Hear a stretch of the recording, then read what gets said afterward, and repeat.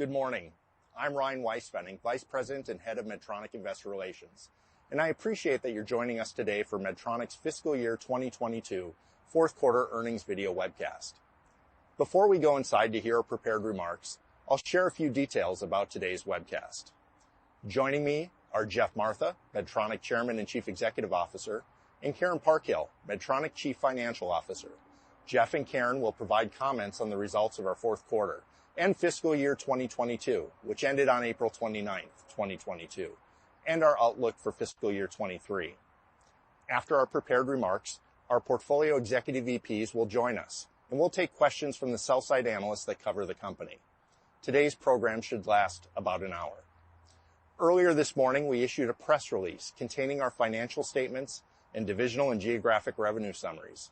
We also posted an earnings presentation that provides additional details on our performance. The presentation can be accessed in our earnings press release or on our website at investorrelations.medtronic.com.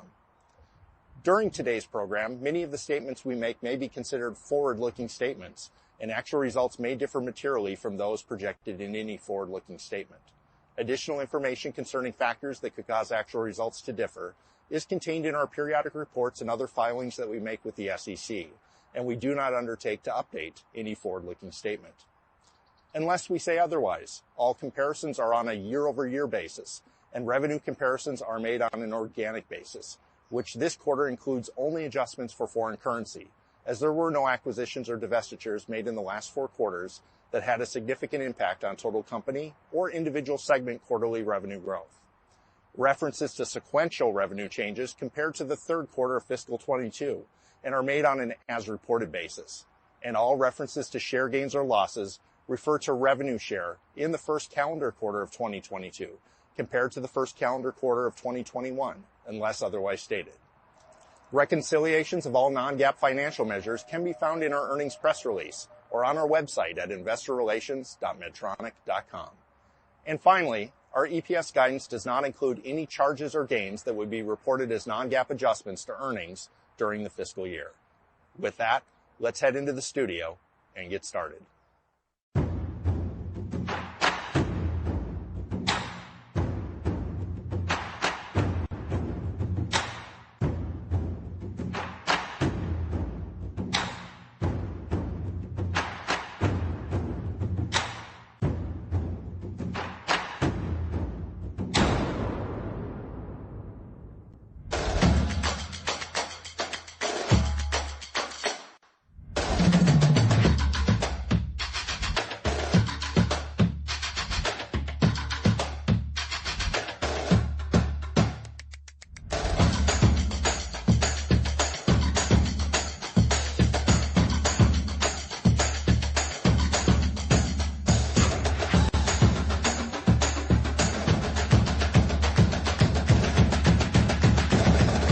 Hello, everyone, and thank you for joining us today. This morning, we reported our Q4 results. Now, there were parts of the quarter that played out as anticipated, and there were also some unexpected challenges, more than I would have liked, which caused us to come up short of our expectations. As we anticipated, procedure volumes in most of our markets reached pre-COVID levels by the end of the quarter.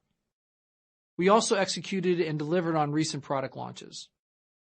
However, we faced challenges related to supply chain in China that impacted some of our businesses and were the largest contributors to our shortfall. Now, I'll get into more detail on these challenges shortly, but you should take away that we understand the root causes and we are well down the path to addressing them. And to be prudent, however, we've assumed that these challenges will persist for the next quarter or two in the guidance that Karen is going to walk you through shortly. So let's focus on what happened this quarter.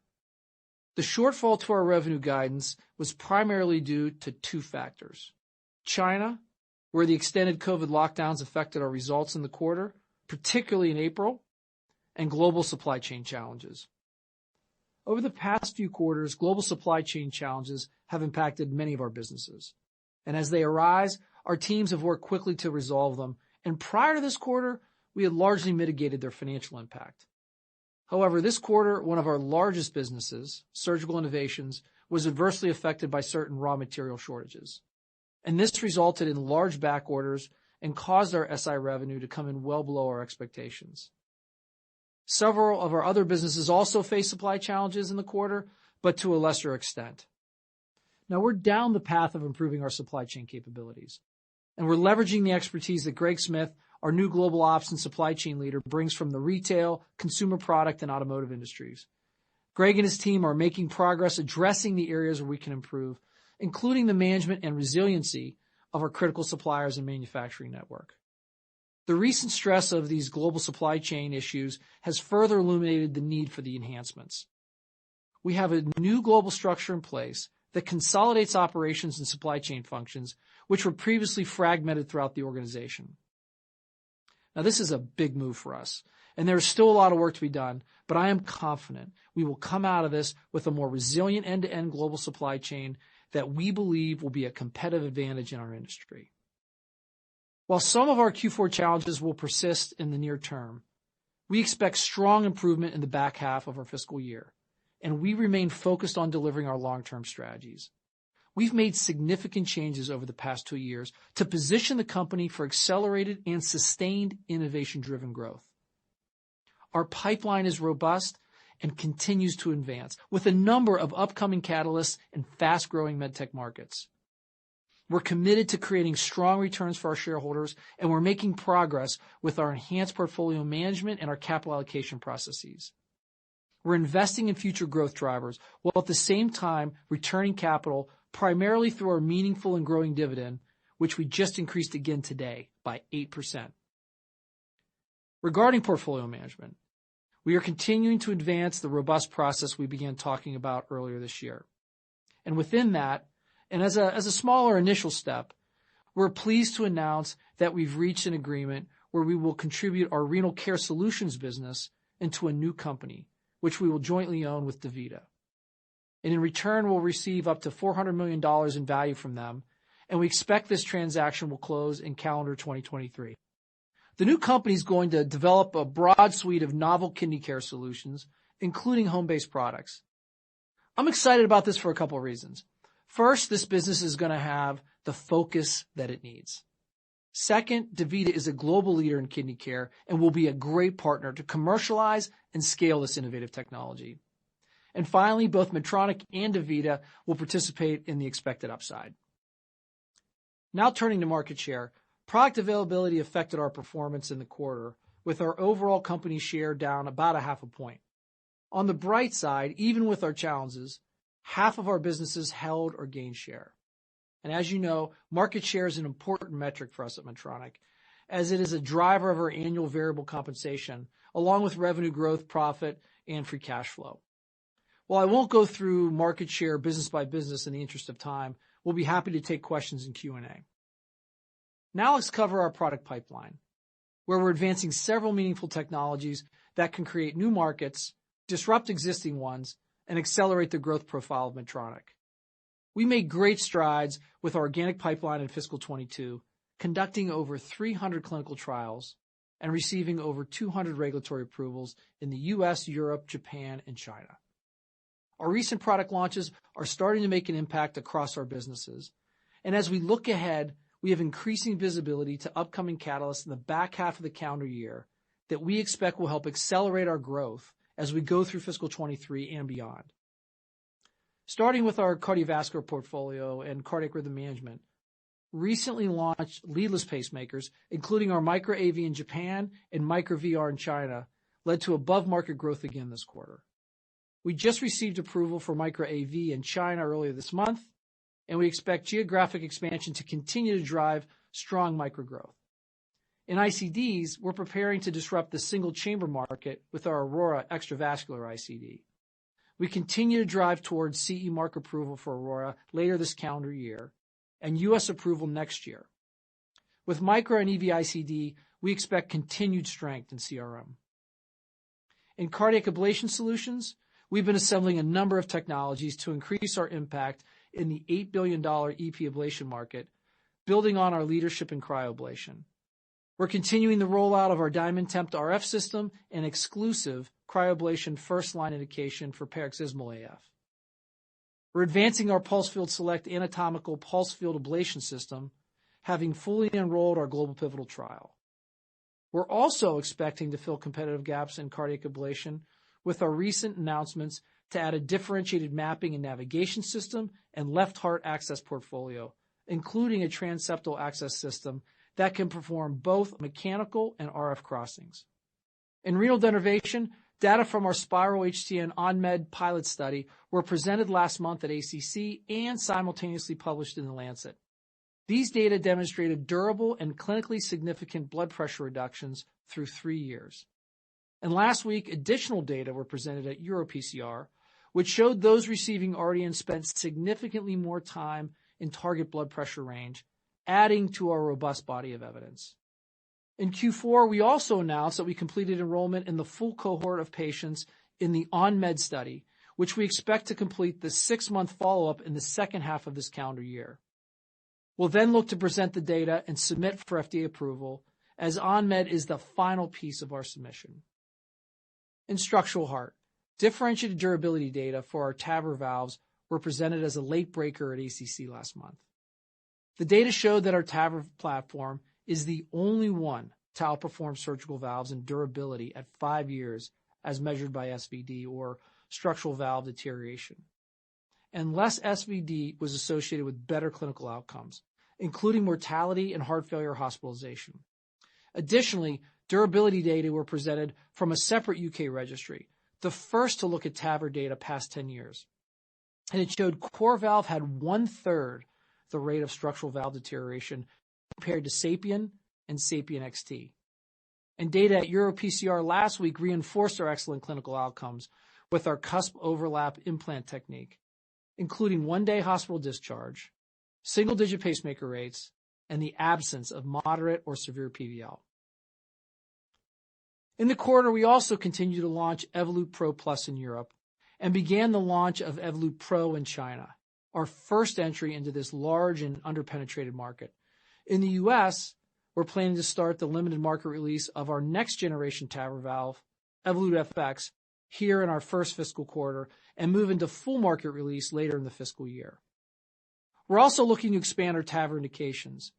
We had first enrollment earlier this month in our Expand TAVR 2 pivotal trial, evaluating our TAVR platform in patients with moderate symptomatic aortic stenosis. Overall, TAVR represents a large growth driver for Medtronic, as we expect this roughly $5.5 billion market to exceed $7 billion within the next 3 years and reach $10 billion in the next 5 years. Moving to our MedSurg portfolio and surgical robotics, we remain focused on the limited market release of our Hugo robot while we scale production. We completed Hugo installations in Denmark, France, and Italy. We also continue to increase our installed base of Touch Surgery Enterprise, our AI-powered surgical video and analytics platform. In our patient monitoring business, we just received FDA clearance earlier this month for our next-generation Nellcore OxySoft Pulse Ox sensor. Now, this sensor includes a special silicone adhesive designed to protect fragile skin while enhancing adherence. Its low profile and brighter LEDs improve accuracy and responsiveness for the most challenging neonatal and adult critical care patients. Now turning to our neuroscience portfolio and our cranial and spinal technologies business. We're seeing strong adoption of our Unit AI-enabled surgical planning platform with a mid-30s sequential growth in our U.S. user base. The ongoing launch of our Catalyft expandable titanium interbody system and the rollout of our enabling technologies continues to differentiate us in spine. Customer demand for our capital equipment remains strong, and we had record quarters for our Mazor robotic system and Stealth Station navigation system. In neuromodulation, we're building our commercial teams and have started the initial launch of our Intellis and Vanta spinal cord stimulators to treat diabetic peripheral neuropathy. We believe DPN is one of the largest opportunities in medtech, and we expect the market to reach $300 million by FY26, with an annual total addressable market of up to $2 billion. And we're also excited about our Inceptiv ECAPS closed-loop spinal cord stimulator, which we submitted to the FDA late last calendar year. We expect Inceptiv's closed-loop therapy, which optimizes pain relief for patients, to revolutionize the SCS market. In brain modulation, our ongoing launch of the Percept PC neurostimulator and SenSight directional leads is driving new implant share in both Europe and the US. And this is the only system that can stimulate and sense brain signals. In pelvic health, we received FDA approval of our next-gen InterStim recharge-free device, InterStim X, and that was happened in the fourth quarter. InterStim X features our proprietary fifth-generation battery chemistry that provides 10 to 15 years of battery life without the need to recharge. And in ENT, we announced earlier this month that we had completed the acquisition of Intersect ENT. And we're excited to add their attractive, high-growth, complementary products into our existing business. We believe we can grow Intersect's products in the double digits over the next several years as we expand use of both the Propel and Sinuva sinus implants globally.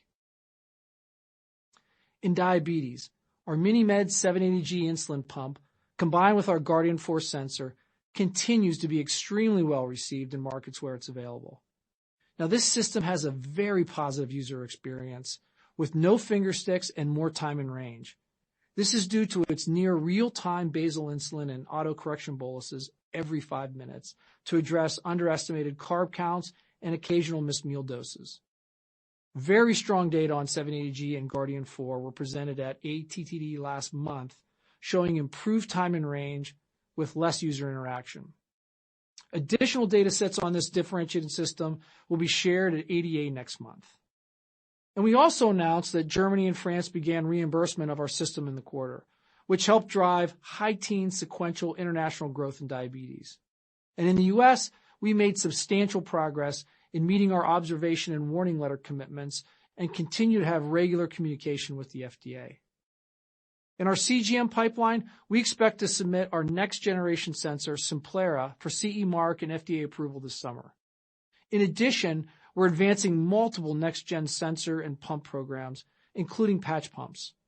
We're making considerable investments in our diabetes pipeline with line of sight to restoring strong growth in this business over the coming years. And with that, I'll turn it over to Karen to discuss our fourth quarter financial performance and our new guidance for the next fiscal year. Karen? Thank you, Jeff. Our fourth quarter organic revenue increased 1.4%, below our guidance and consensus. Compared to consensus, about 15% of the difference can be attributed to China, given recent COVID shutdowns and slowing distributor purchases in spine ahead of a potential national volume-based tender.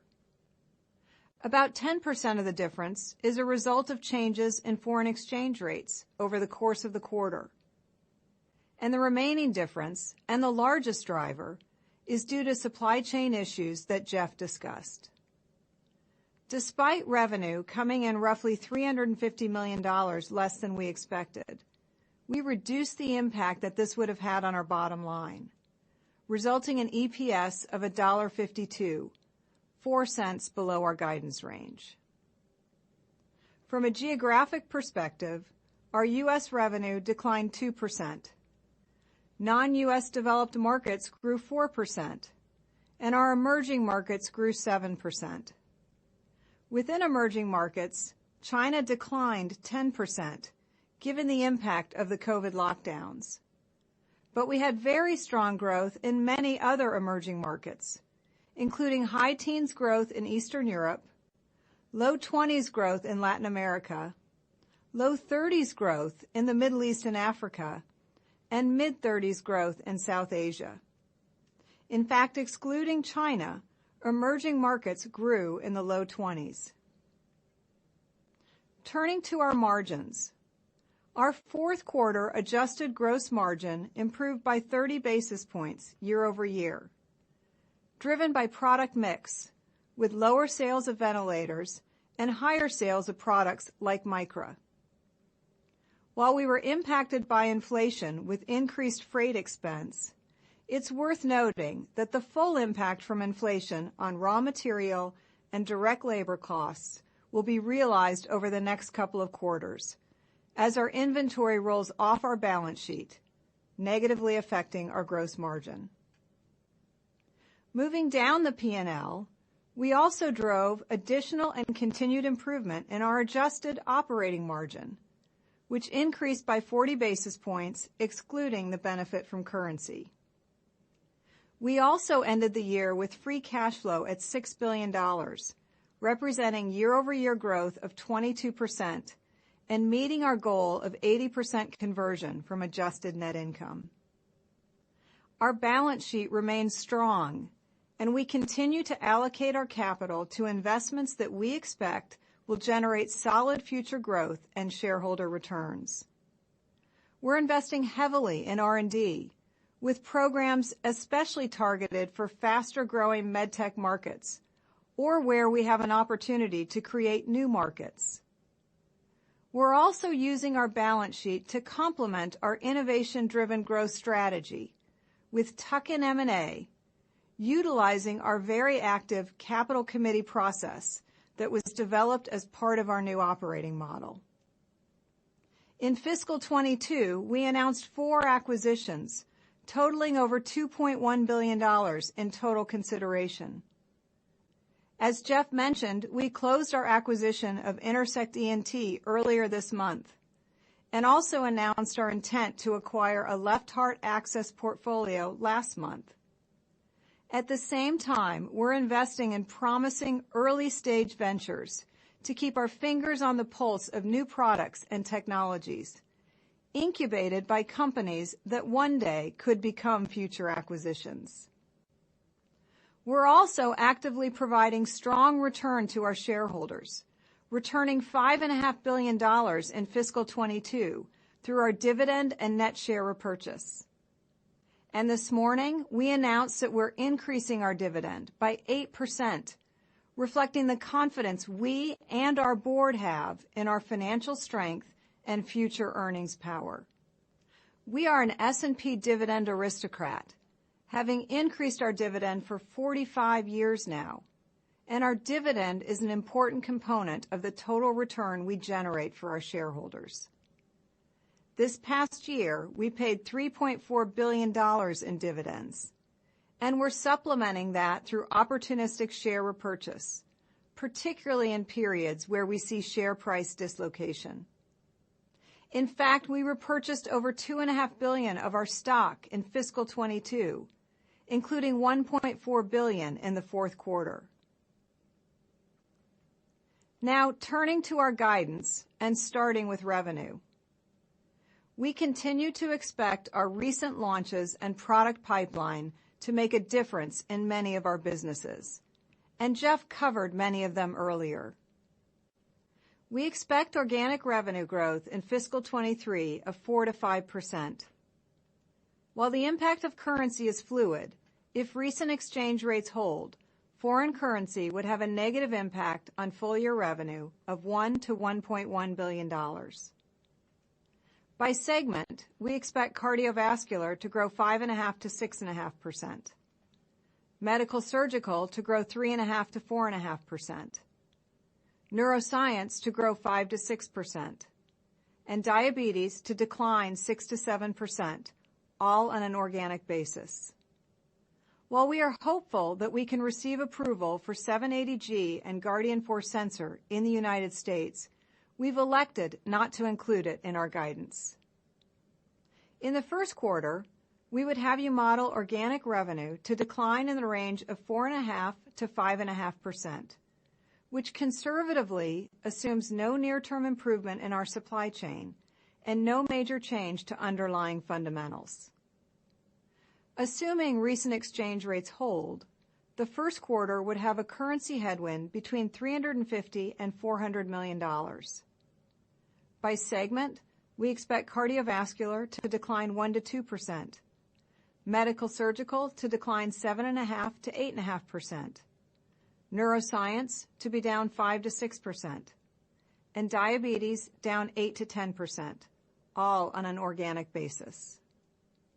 Moving down the P&L, I provided early color for fiscal 23 on the last quarterly earnings call, where I talked about the expected impact of inflation, wages, acquisition dilution, and foreign exchange headwinds. These still hold, but we've also seen environmental changes since late February. Inflation and foreign exchange rates have become larger headwinds, and we're now factoring in continued supply chain challenges early in the year. Inflation and FX pressures also create near-term challenges on our margins, although we continue to look for opportunities to offset them. At the same time, we continue to prioritize our long-term investments in organic R&D, with a focus on large opportunities in future growth markets, like renal denervation, robotics, diabetic peripheral neuropathy, and transcatheter mitral valves. Taking this all into account on the bottom line, we expect non-GAAP diluted EPS in the range of $5.53 to $5.65 in fiscal 23, which includes an unfavorable impact of 20 to 25 cents from currency at recent rates. For the first quarter, we expect EPS of $1.10 to $1.14, including an FX headwind of about 5 cents at current rates. Before I send it back to Jeff, I want to thank our employees around the globe who are working hard to overcome the macro challenges we face. Thanks for all you do to fulfill our mission every day. Back to you, Jeff. Thank you, Karen. While we spent a lot of time covering the fourth quarter, it's worth briefly reflecting on what we've accomplished in fiscal 22. It's certainly been a difficult environment, and our organization has enacted big changes in such a short period of time and under unique circumstances to better position the company. It was our first full year in the new operating model, and with our enhanced Medtronic mindset of acting boldly, competing to win, moving with speed and decisiveness, fostering belonging, and delivering results the right way. We've also made strides to becoming a more diverse and inclusive organization, and I was very proud that Medtronic was recognized earlier this month as number 10 on Diversity Inc.'s top 50 U.S. companies for diversity. Even with that, we're committed to improving through innovative programs to attract, develop, and retain top talent from all gender and ethnic backgrounds. Along those lines, we've made notable hires in fiscal 22, recruiting great talent from healthcare technology industry and beyond. While we've implemented a number of changes, this past year has been choppier than I would have liked, with some of our growth drivers being pushed out and the impact from the pandemic, quality challenges, and supply chain affecting our results. But we have a clear direction where we're headed as we transform the company. Let's start with the top line. We remain laser focused on accelerating the growth through robust capital allocation and portfolio management. You're seeing our efforts to enhance our future growth through greater investment in organic R&D as well as portfolio moves. We've already spoken of the organic growth catalysts in front of us, many coming later this fiscal year. We're also executing a healthy cadence of tuck-in acquisitions in faster growing markets, and we're focused on reducing our footprint in lower growth and lower margin businesses.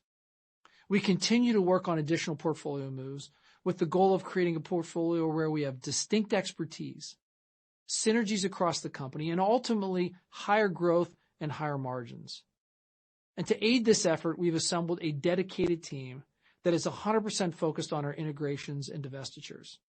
At the same time, we have the opportunity to improve our global supply chain and operations by centralizing these activities, allowing us to leverage our scale, invest in new technology, and ensure we have world-class supply chain experts responsible for our global operations. And this isn't something new that we're just starting now. Although recent challenges have given us a greater sense of urgency, we've been on this journey for over a year.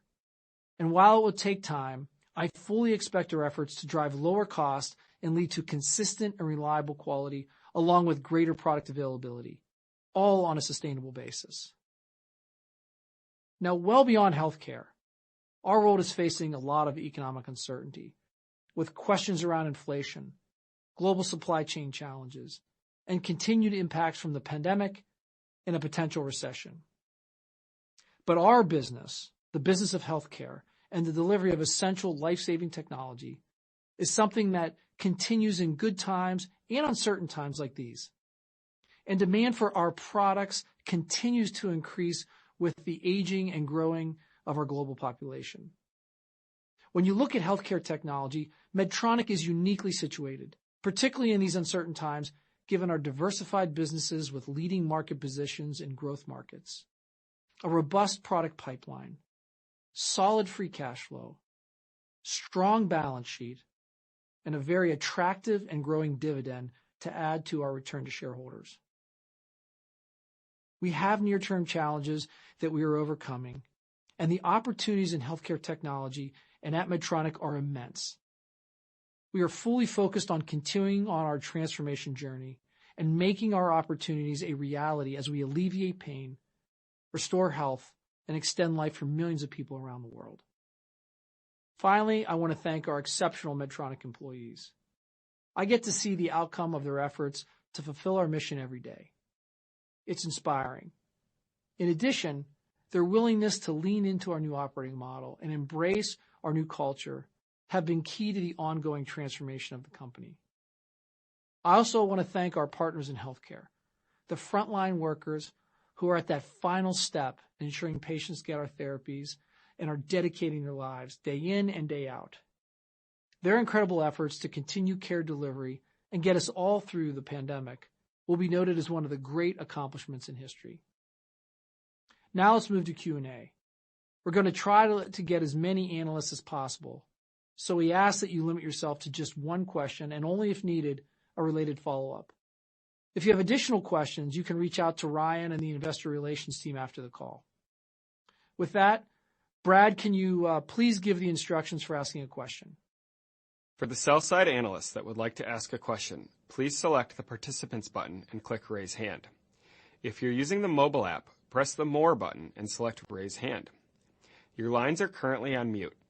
When called upon, you will receive a request to unmute your line, which you must respond to before asking your question. Lastly, please be advised that this Q&A session is being recorded. For today's session, Jeff, Karen, and Ryan are joined by Sean Salmon, EVP and President of the Cardiovascular Portfolio and former head of the Diabetes Operating Unit, Bob White, EVP and President of the Medical Surgical Portfolio, and Brett Wall, EVP and President of the Neuroscience Portfolio. We'll pause for a few seconds to assemble the queue.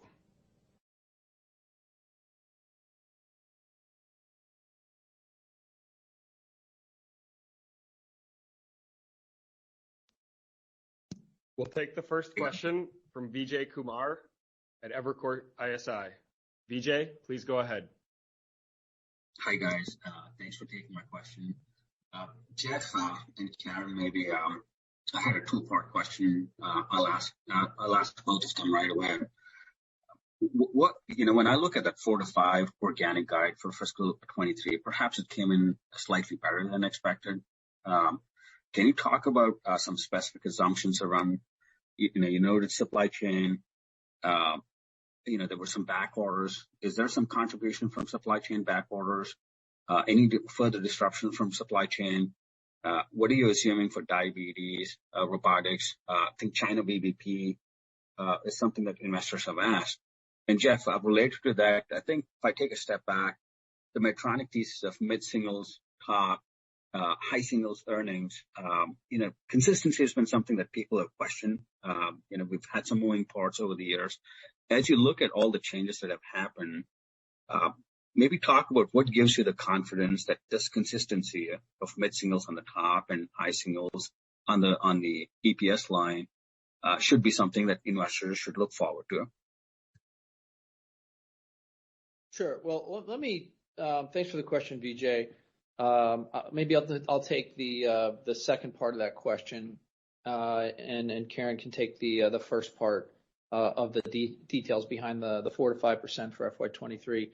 But on the second part, in terms of the confidence of getting back to that constant mid-single digit currency top line and high single digit EPS growth or double digit total return to shareholders, I do think we're putting the right things in place. So first of all, just over the next Karen can detail this, but over the next year you'll see the acute backorder issues that we faced in Q4. Those abate over the next quarter or so, and we can get into the details of that.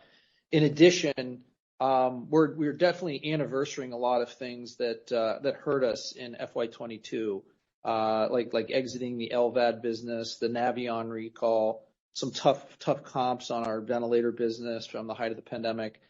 So these things go away over the course of the fiscal year and starting now, actually.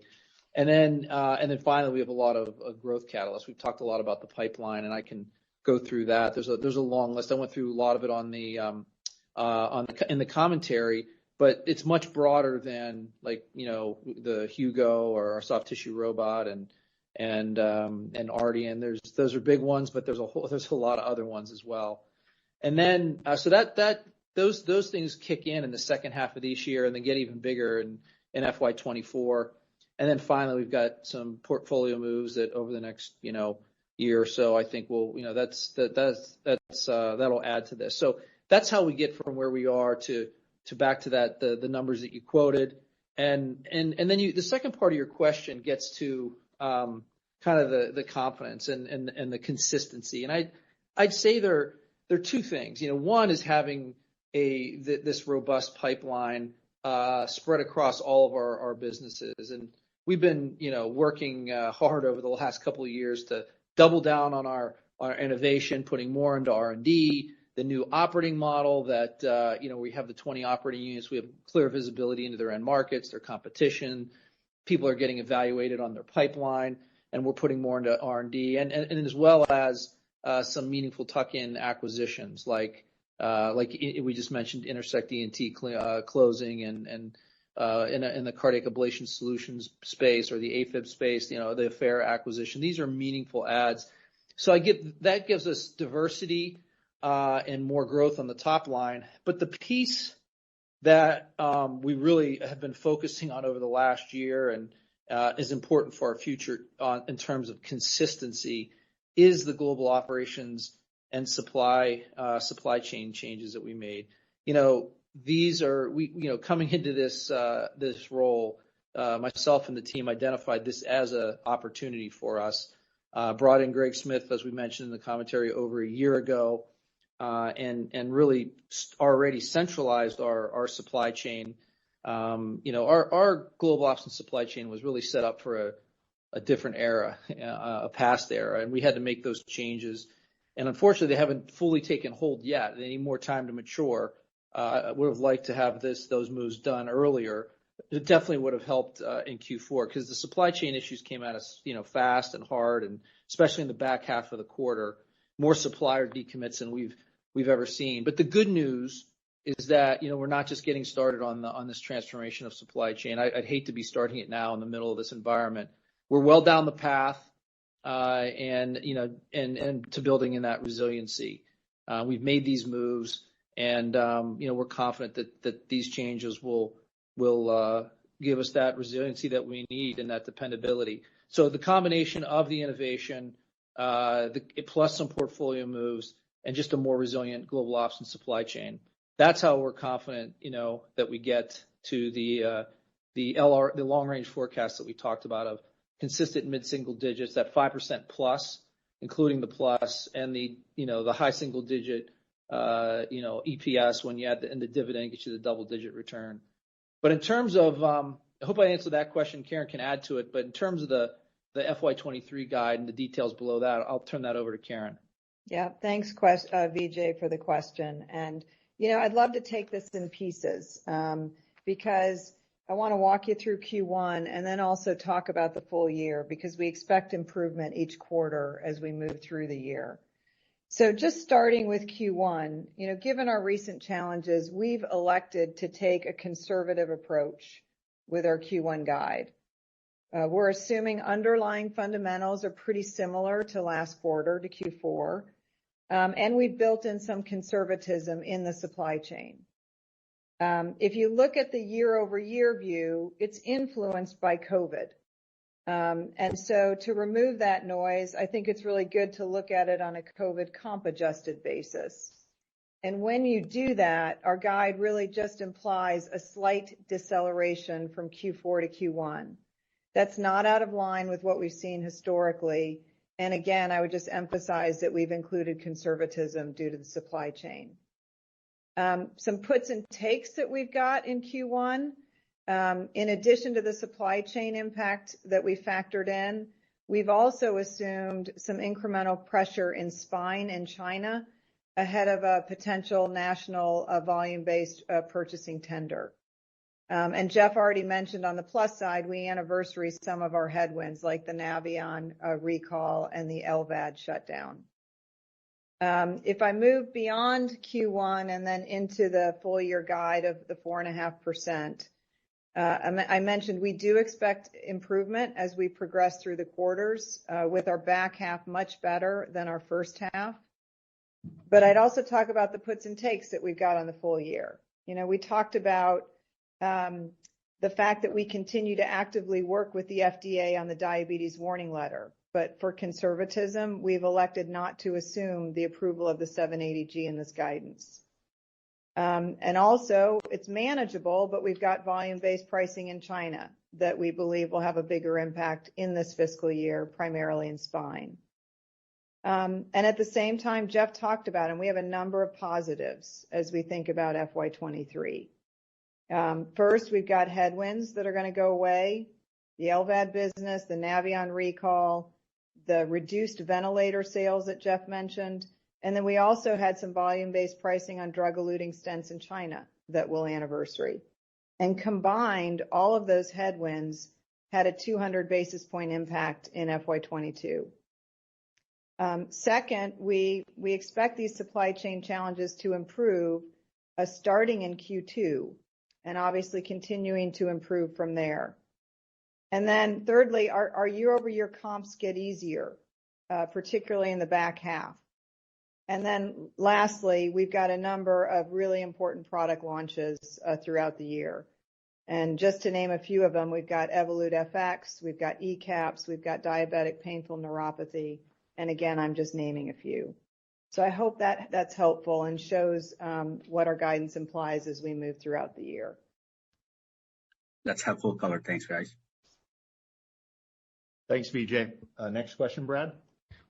The next question comes from Travis Steed at Bank of America. Travis, please go ahead. Hey, good morning. Thanks for taking the question. I will ask a two-part one as well. I guess first on the elective procedure recovery, curious how May is shaping up versus April, kind of around the world, both in the U.S. and China as well. And then the second part was going back to this kind of some of the supply chain issues. The impact this quarter is a little bit worse than some of your peers. I don't know if things got a lot worse in April or there was something specific with surgical innovations. And just want to make sure we have the confidence that that's going to start to improve here in the next quarter or two. Sure. I'll take the second one first. The supply chain issues, yeah, they did. Look, they did. No one's more disappointed about our Q4 miss than I am, and you know, we believe we understand the root cause of that miss, and it really started hitting us in the second half of Q4, and I'd say that 75% of the miss is due to, of the $350 million miss is due to supply chain. 15, and I'll get into that in a second, maybe about 15% is due to the China lockdown, and then maybe another 10% is FX getting worse. Karen can talk about that. But in the miss, the supply chain miss, it hit us across a number of businesses, but it was definitely the most pronounced in our surgical innovations business. And it was three things. It was semiconductors, which is, you know, affecting everybody. That affected a number of businesses, but particularly in our SI business. It also was resins, a particular resin that we use in our energy business in SI has been a major source of problem for us. And then packaging, our tray packaging. There was a catastrophic explosion in our supply chain, and so those last two ones, the packaging and the resins, were the biggest issues, the biggest supplier decommits, and I'd say the biggest surprise, and most of that was in SI. We see this getting better over the next, the SI one is overall for the company, we see these supply chain, issues getting, abating over the next quarter or two. The SI issues probably will take, more than a quarter or so, put it on the first half of the year to get through those issues. We factored all that into our guidance. I mentioned China. We have April. This really hit us in April. We have April in our Q4. And that represented roughly about $60 million of the shortfall, combination of the COVID lockdown. And Karen mentioned some of the volume-based, procurement. So other than China, our emerging markets, Karen mentioned in the commentary, grew 10 or 20%. China was actually down 10% or more, and the rest of emerging markets grew 20%. And so these, like I said, these acute issues, I mentioned in the commentary and in one of my answers, were well down the path of remaking our global ops and supply chain to provide that resiliency that we just haven't had. And we started that over a year ago, centralizing the function and bringing in building a very strong leadership team under Greg, bringing in new people from different industries, investing in all kinds of, whether it be, tools and technology and operating mechanisms for this. And I'm confident we're going down the right path there. And I'm glad that we started when we did. I wish we would have started even earlier, but, the long-term, building those fundamentals will take some time, but the acute issues would hit our numbers will go away or get better over the next quarter or two. I'll turn it over to Karen to answer the first part of the question. Yeah, Travis, thank you. So just in terms of the month of May, it's still early, and we're obviously focused on managing through some supply issues that we've got in some of our businesses. So the numbers are a little cloudy, but when we look at our operating units that are not impacted by supply issues, just through the first 3 weeks of May, we're trending largely in line with where we were first quarter last year. And I would note that elective procedures, for the most part, were back to pre-COVID levels for us last quarter.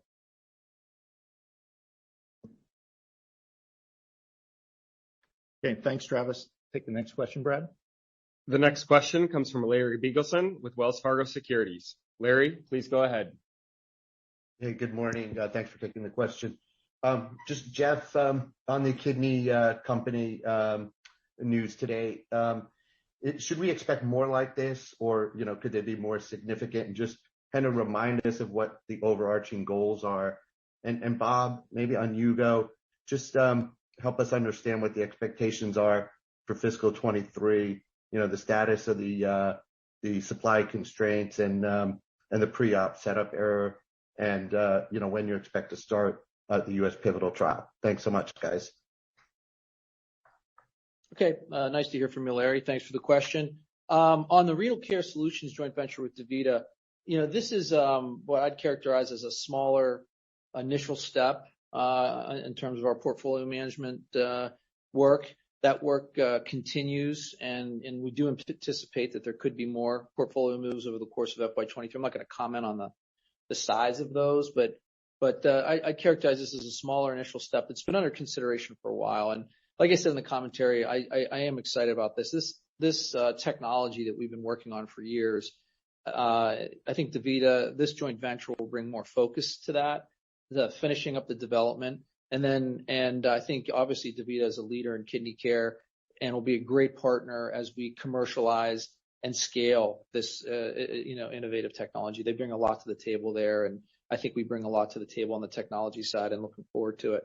But as we move forward, I don't know that I'm not, the other portfolio moves would be JVs or anything like that. For this one, this one just made the most sense. And, we think there's a lot of upside in this technology, and the way we structured this deal, both DaVita and Medtronic will share in that upside.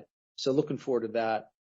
In terms of the goals of the portfolio work, they remain unchanged. Our North Star is durable growth without taking a step back on margins and free cash flow. We just want a higher level of growth. And so we want to remake the portfolio, for a higher WAMGR, and more consistency and growth. So that's the goal. And I think the secondary goal would be just to simplify the company, a bit. So those are the goals. That's where we're headed, and, more to come. Thanks, Jeff. And Larry, good to hear from you. And thanks for the question. Let me provide you a good update on Hugo. So we're still in limited market release. We're making good progress on the supply chain issues. We're currently in 8 countries. We've had a number of installs this past quarter in France and Italy and Denmark. We did receive regulatory approval in Brazil and Saudi Arabia, and you'll recall this followed Canada and Australia. We've begun general surgery cases in Panama, in Chile, in India, and now we've done procedures across urology, gynecology, and general surgery, including our first bariatric case, which was a nice milestone. The second part of your question was relating to the IDE. We expect to begin the IDE relatively soon. We're working closely to train the site personnel and gain IRB approval, so we'll certainly keep you posted on that. But hopefully that helps on a good, thorough update for you where we stand on Hugo. Thanks, Larry. Next question, please, Brad. Yep. The next question comes from Shagun Singh at RBC Capital Markets. Shagun, please go ahead. Thank you so much for taking the question. I was just wondering if you can give us an update on your portfolio management initiatives. What are you assuming for Hugo sales in your FY23 guidance? And, can you elaborate on the magnitude of China VBP impact in FY23? And lastly, if you can just comment on the capital environment. We've heard some puts and takes. Q1 has been a little soft. Just what your outlook is for the full year. Thank you for taking the questions.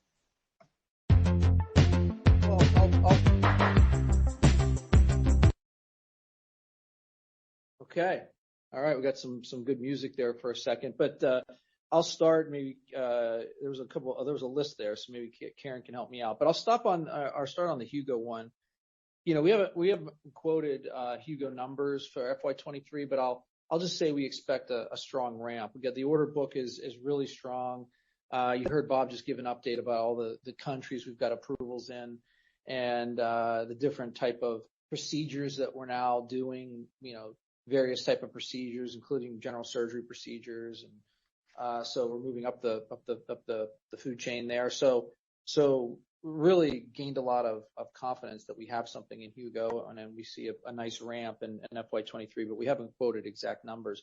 In terms of the capital environment, capital for us in Q4 was a bright spot, and a lot of our capital that we sell are directly tied to specific revenue producing procedures, profitable procedures.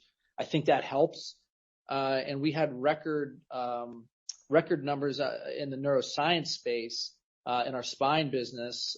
We had record number of sales of our StealthStation navigation, O-arm, and Mazors. That capital equipment is at record highs for us, and really excited as we place those or we sell those that capital equipment. That's just further building out our ecosystem, which is our differentiating strength in the spine business, and portrays optimism for the future of that business. I'll turn it over to Karen for the other parts of your question. Thanks, Jeff. The other two, you had a question on portfolio management, which I know Jeff shared when he answered Larry's question. So I'll cover China VBP. With VBP, we've been dealing with a variety of regional and national tenders already. And, just from a national perspective, we expect the government to continue to focus on the top 10 medical device products by public insurance spending. So we've been through stents already, and some of our other industry players have gone through large joints.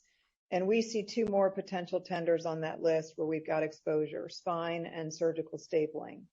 And I talked about the fact that we expect spine to impact us this fiscal year, and to likely happen in the second quarter, but ahead of tenders, distributors do pull back on their purchases. So we built that into our first quarter guide as well.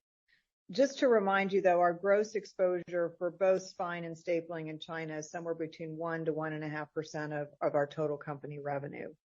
So it is small. And based on what we experienced with the coronary tender, we do believe there could be offsets to the ultimate net impact number. because we have pull-through of other product lines, and we'll be working on those. Okay, thanks, Jagan. Let's go to the next question, please, Brad. Yep. The next question comes from Josh Jennings at Cowen and Company. Josh, please go ahead. Hi, good morning. Thanks for taking the questions. I wanted to ask on the diabetes U.S. pump business. I know there's a lot of moving parts, but just with the further deceleration in fiscal 4Q, so hoping you can share some insights in terms of why you think that's occurring. Is the warning letter in place kind of tainting endocrinologist prescription patterns or patient sentiment? You're seeing incremental renewal pressure? Just wanted to get a better sense and how you see that U.S. pump business trending over the course of the year. And then any other incremental details you can share just on interactions with the FDA. And I know you pulled that out of your guidance for fiscal 23, any 780G or Guardian 4 approvals, but what gives you hope that you could still see those approvals occur in this fiscal year? Thanks for taking the questions. All right. Thanks, Josh, for the questions. I'm going to turn it over to Sean here in a second. Although he has officially moved on from that role to focus exclusively on our cardiology portfolio, we have him on the call answering the diabetes questions this quarter. And I'll just say a few words about Q Delara. She joined the company here a couple of weeks ago and has taken over our diabetes business unit. And we couldn't be really excited about having Q. She's already diving right in. She was already at ATTD, and she'll be at some other upcoming diabetes meetings that you'll get to see her. And she'll be on our next earnings call to field these questions. And she's getting settled in out in she's moving her family out to our Northridge, California site, and really excited. You'll get a chance to hear from her shortly. In the meantime, I'm going to field this question to Sean. So, Sean, can you answer the question that Josh posed?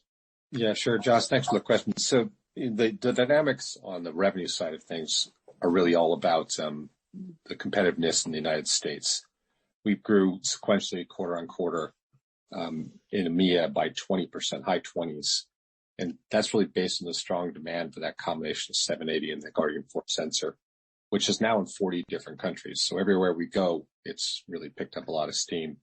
This past quarter, that was driven by favorable reimbursement. We had no reimbursement in either France or Germany. We picked up that reimbursement, and that really helped us drive that continued growth.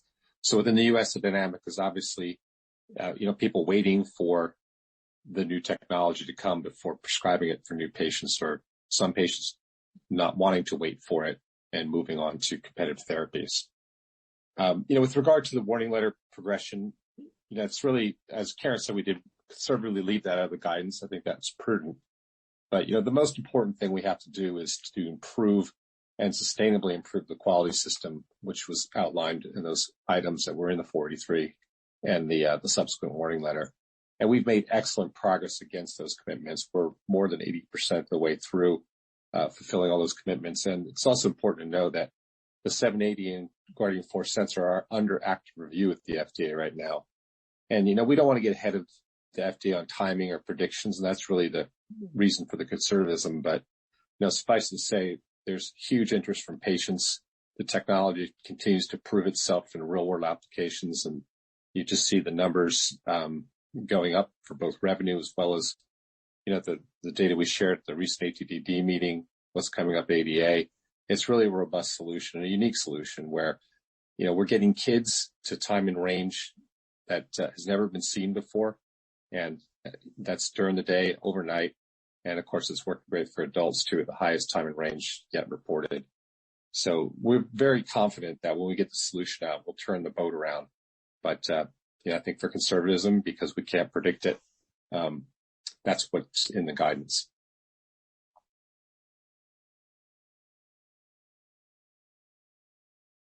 Okay, thanks, Josh. Next question, please, Brad. Yep. The next question comes from Joanne Wuensch at Citi. Joanne, please go ahead. Hi, how are you this morning? Good, Joanne. Good to hear from you. So when I take a look at your guidance, you've got what, in your words, are or is a pretty conservative first quarter, and then it ramps pretty aggressively throughout the remainder of the year. I know you don't like to give quarterly guidance, but just to sort of level set us so that we're not resetting the quarters as we go along, talk us through how you ramp and what improves. And if you can just sort of give a classic like X% in the first quarter, Y in the second quarter, et cetera, that would be really helpful just to, sort of build out from here. Yeah, thanks, Joanne, for the question. I'm going to not give specific guidance for the other quarters, but I will, let you know that we've got these things at anniversary through the quarter. So ventilator sales was up and down in the quarter, and I know Ryan can take you in the after call about those changes that happen in ventilator sales. And then obviously we expect our biggest supply challenges this quarter and starting to improve in second quarter. So think about a ramp of revenue growth just getting better and better every quarter. And by the time you get to the back half, our year-over-year comps obviously get easier. And particularly in the fourth quarter, particularly in med-surg, given the fourth quarter that we had. So think of, strongest growth, obviously, in the fourth quarter as you ramp. And that is in line with, how we think about our product launches too, going through the year. We've got some product launches that are helping us earlier in the year and then more that will ramp as we go through the year. So I know that, Ryan can easily take you through some more of the detail too. Appreciate that. And then for my second question, renal denervation, you've completed the enrollment of the last piece of the puzzle. It sounds like data won't be presented in the fall, but we may get data in the spring. Are you thinking FDA approval mid next year, calendar year? Sean, you want to take that one? Yeah, John, we will file that last piece of the PMA, which is that last bit of data, when we have it. And that would dictate the timing for the review clock to start. It's important to note that we've done a modular PMA, so every other part of this, device characterization, all the manufacturing modules, has already been reviewed and closed. So it's really this last piece of it that would go into the review. Excellent. Thank you, and have a great day. Thanks, Joanne. Thank you, Joanne. We have time for one more question, Brett. Good. Our final question comes from Pito Chickering at Deutsche Bank. Pito, please go ahead.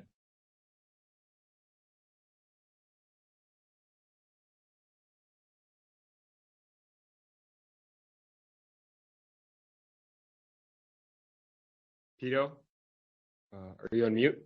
Yep, there you go. Can you guys hear me now? Yes, we can. Excellent. Great. Thanks for taking my questions here. This question sort of, is sort of probably hard to answer, but I'll ask it anyway.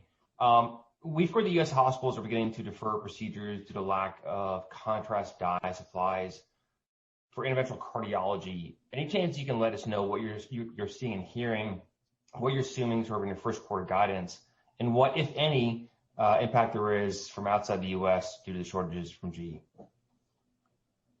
Yeah, thanks, Peter, for that question. So contrast dye we believe it's a transient issue. It's mostly contained to the U.S. It is something that we're closely watching because it can impact our cardiovascular and neurosciences portfolios. But we do expect it to resolve within the quarter just based on what we're hearing. Many health systems in the United States have already instituted conservation measures, and we're working with them to see how we can help support them through thoughtful allocation. But at this stage, we've built, our view of it into the guidance for the first quarter, and we do believe it's a transient issue getting better after the first quarter. A quick follow-up on the transaction with DaVita today. What was the organic growth rate of Renal Care Solutions? And, kind of what is the strategic value that you guys foresee DaVita adding to their portfolio? Thanks so much. Well, I'll answer. Thanks for the question, Pete. I'll answer the second part of it, the strategic value. I mean, look, I think we both, the transaction revolves around a big piece of the value creation will be us bringing some innovative home dialysis technologies to the market. That it's the inherent in that technology is something that we picked up from other businesses and Medtronic and the IP around it and the know-how. And we're building that into this home dialysis technologies. There'll be a couple different products. It drives up access, it lowers costs, and there's a better patient experience. And we bring that to the table. But just in the United States context, the dialysis markets is pretty unique. And the go-to-market, the channel is not something that we have any kind of synergies with. And so, DaVita brings, one, that channel, that access to these customers. And they have a lot of, obviously they're a leader in kidney care. So they bring a lot of clinical expertise as well. So I think it really is, regarding the home dialysis technology, it is, 1 + 1 definitely equals more than 2 here. And we're excited about it. We think it's going to have a big impact. And the way, like I said before, the way we structured it, we get to share in the upside with DaVita. In terms of the question, the organic. Asked about the growth in renal care, Pito, and it was low single digits for us last fiscal year. It is a, lower growth, lower margin business for us.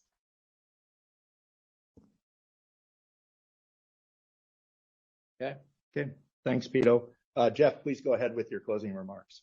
Sure. Thanks, Ryan. Okay. Well, thanks for the questions, everyone. And as usual, we appreciate your support and your continued interest in Medtronic. And look, I realize there's a lot to sort through here, including the macro issues of supply chain and China that surprised us this quarter.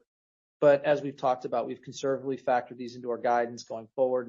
But I think more importantly, I hope you see that there's a clear direction of travel for the company, where we're headed. And it gets back to some of the questions, earlier, like Vijay posed, in terms of us getting to that mid-single digit, that 5% plus and the double-digit shareholder returns on a consistent basis.